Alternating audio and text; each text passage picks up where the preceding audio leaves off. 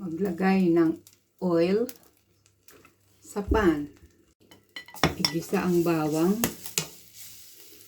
at sibuyas. Golden brown na ang ating bawang at sibuyas, lagyan na natin ang minced meat. Natin ang black pepper, salt,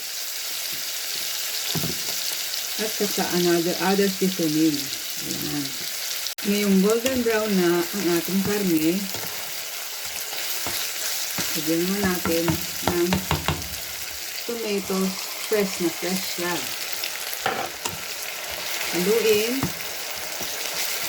at atin siyang takpan.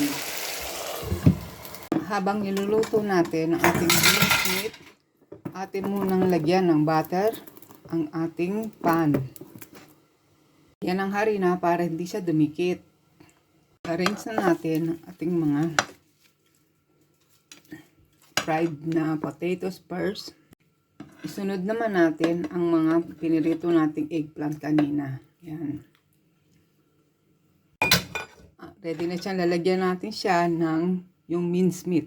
Kaya naman silipin ang ating minced meat. Ayan, ready na siya. So, isasali naman natin ang ating minced meat.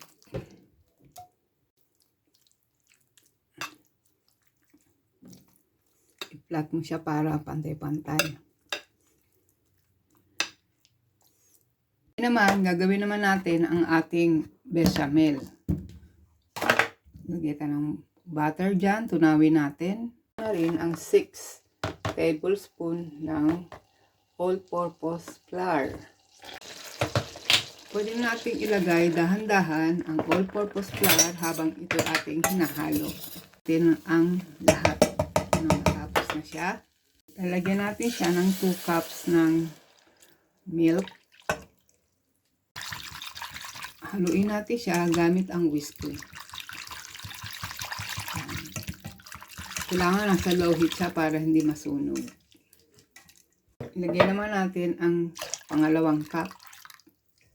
Lagyan mo rin ng seasoning, salt and pepper ang iyong mixture ng bechamel para may lasa siya.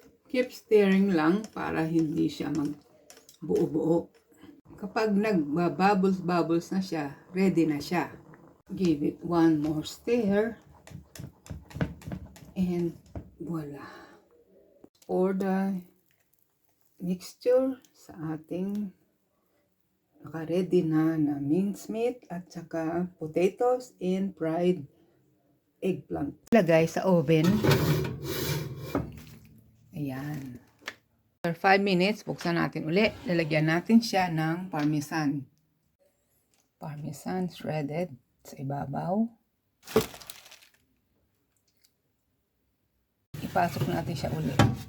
Nang silipin ang ating musaka. Wow!